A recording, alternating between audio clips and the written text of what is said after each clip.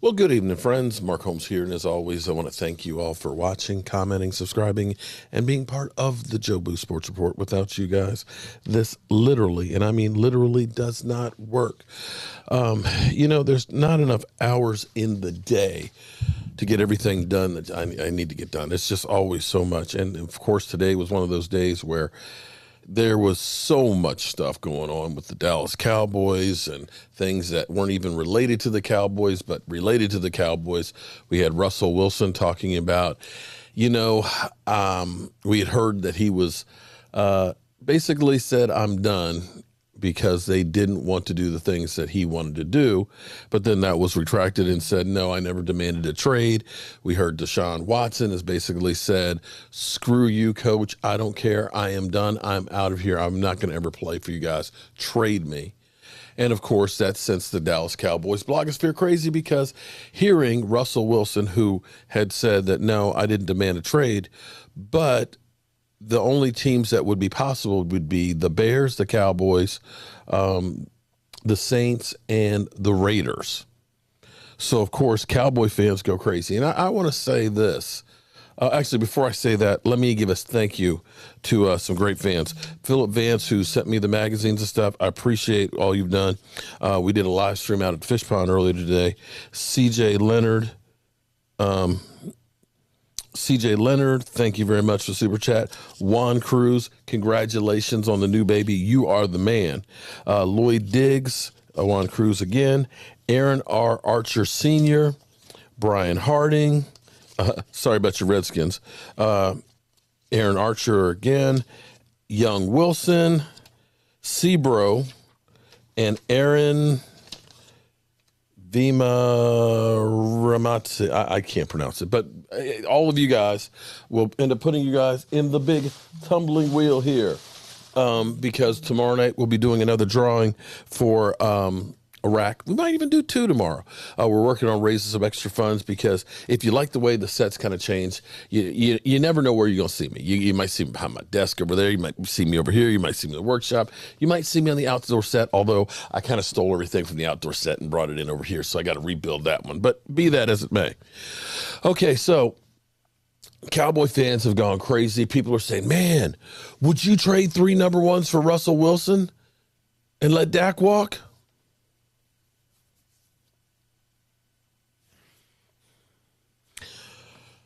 I just got this message from Emily Ann. Shout out to Emily Ann. She always jumps right there and makes sure I don't miss stuff. And this happened earlier today. But Dallas source told Josina Anderson that Dak is our quarterback after a report Russell Wilson would welcome a trade to the Cowboys.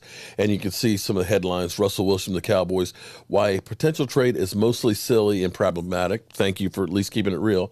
Spun, ESPN outlines what the Cowboys could trade for Russell Wilson. So, of course, that's another dumb one. Of course, that's grabbing headlines and people will click on it. Dallas will not be distracted from the Dak Prescott by Russell Wilson wish list. I've always talked about this as the Dak tax. When they start all of these things about Dak Prescott, they need to actually just put a little money in the kitty. Have a kitty jar for Dak Prescott. Oh, we're doing a story on Dak Prescott and Dallas Cowboys. Drop a couple $1,000s in there. You're going to make bank off of it. We could go through and literally the amount of money that is made because of just having conversations about Dak Prescott. And that dude, Dan Orlowski, nobody would know who Dan Orlowski is except for the stupid shit he keeps saying about Dak Prescott. I'm sorry. Dan, you're an idiot. You're an idiot. I'm glad Tad put you in your place. But anyway, the Cowboys are not interested in making a trade for Russell Wilson. I'm glad to hear that. At least because, sometimes we always think the grass is greener on the other side. You have men who they've been in a relationship for a long time. They get bored, they want some excitement, something new. And they leave the good thing that they have going, chasing something new. And what they find out a lot of times is, I screwed up. I had a really good thing. maybe I should have stuck with what I had instead of chasing something new. Because then you look back and you realize I've screwed up and there's nothing I can do about it. It's gone. Now, here's the thing.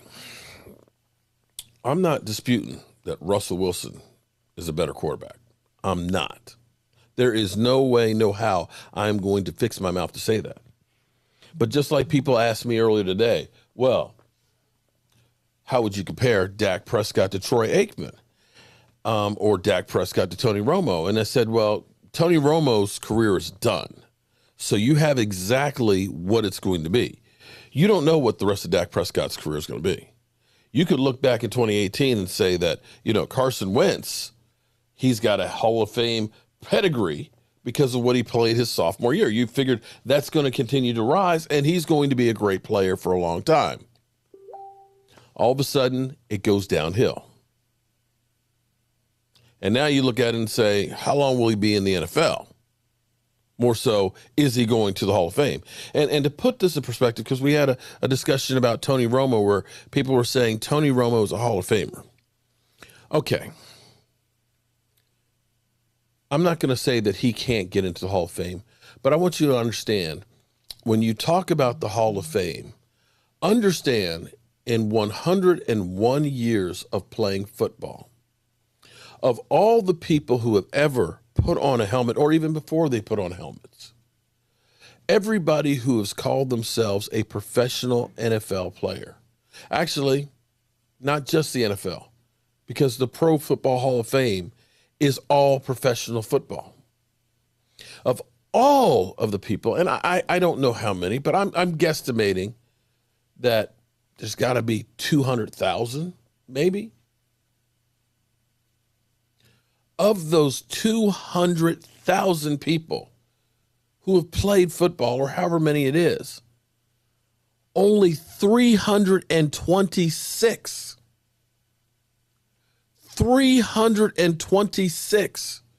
are in the Hall of Fame. It took 30 years for Drew Pearson to get there. Darren Woodson, the Cowboys' all-time leading tackler with 3 rings, isn't in there. Sorry. You're not going to tell me that Tony Romo is that 1/100th of 1% of all NFL players to play football. Sorry. There's too many guys in his era. From Eli Manning, which I think is questionable, to Big Ben, to Tom Brady, to Peyton Manning, to Russell Wilson. Even Phillip Rivers has better numbers. So don't send me your hate mail, but this you got to look at things rationally. And when I talk about Russell Wilson, everybody thinks, oh, you get Russell Wilson, you're going to win the Super Bowl every year. Sorry. You're only scratching the surface. Russell Wilson, if you want to say anything, as you talk about empty calories, Russell Wilson throws for more yards now with less success. Because if you go back to the Super Bowl years, where the first year was in the playoffs, 1-1, second year, 3-0, third year, 2-1, and they lost in the Super Bowl, when they had the number one defense that was number one in points, yards, and taking the football away, and they had a running back in beast mode. Since that time, 3 wins, 5 losses, including a loss to Dak Prescott. Let me say that again. So this proves that it takes more than just a great quarterback to win. Russell Wilson, you can't say a guy who had a 107 rating last year, threw for, that's playoffs, excuse me. That's playoffs, hold on. Forget it, we don't need the numbers. But Russell Wilson, great year, except for the playoff game, literally not winning Super Bowls without the defense and a running back. Which is why you have to look at Dak Prescott and say, if we get a defense, we get Zeke Elliott running well again, then we got a shot at winning a Super Bowl. But individuals are too short-sighted to understand that it goes beyond just the quarterback. I don't know if it's just people don't really know football and they're talking or trying to talk like they know, but you do. Regardless of what you hear, when you hear that you need guys around you, you need guys around you. That is a fact. Aaron Rodgers is not winning one since way back when he had a defense and a team around him. It's the way it is. So the fact that you're saying, I'm going to take one of the strengths of my team and I'm going to trade that for a strength that's a little bit better, but I'm not addressing all the other problems. You're not doing anything. You're just making a lateral move. You still have the original problems that the Dallas Cowboys have, and that is a defense that doesn't take the ball away enough, does not stop people, especially in the run, and is not a championship defense.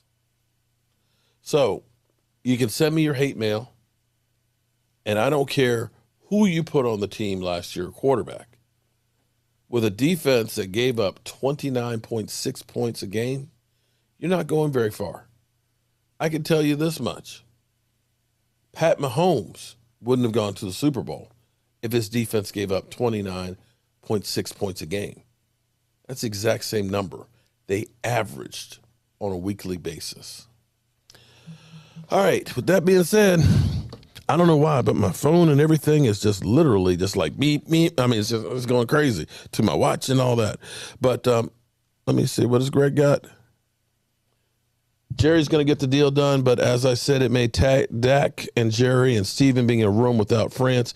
And I do believe, however, that Dak can read the room. With all these prima donna quarterbacks demanding trades and asking for the moon, you have to know Jerry understands that he currently doesn't have one of those he's trying to sign. Great point, Greg. Great point. That's what's going through. So, Greg, great point. And I kind of said, you know what? It's funny, Greg, you know, I said that when I was in my car earlier. Because I'm sitting here thinking that here it is, Russell Wilson. And this isn't the first time Russell Wilson has put a demand on his team. Russell Wilson put a demand on him and said, you're going to pay me by the 15th or I'll never sign a contract, which made him the highest paid. You don't think that he's going to go through and not do that again? As he sees these contracts when Josh Allen and Lamar Jackson and Baker Mayfield and Dak Prescott, all of a sudden he's like 7th or 8th in compensation. You don't think him and Aaron Rodgers are going to say, I want a new contract? You know he will. You know he will. When he's going in and telling the franchise, here's what I want to be done on this team. You got a Deshaun Watson who's literally, you know, the team is saying, okay, we made some mistakes. We got rid of the GM or the vice president or whatever, you know, the president and everything else. We moved these people out. We're going to try and fix this stuff. Screw you. I'm done. You know, there's times where as a Dallas Cowboy player, you could literally look at the Cowboys and say, you know what? I broke my ankle. I risked everything because you were too cheap to sign me.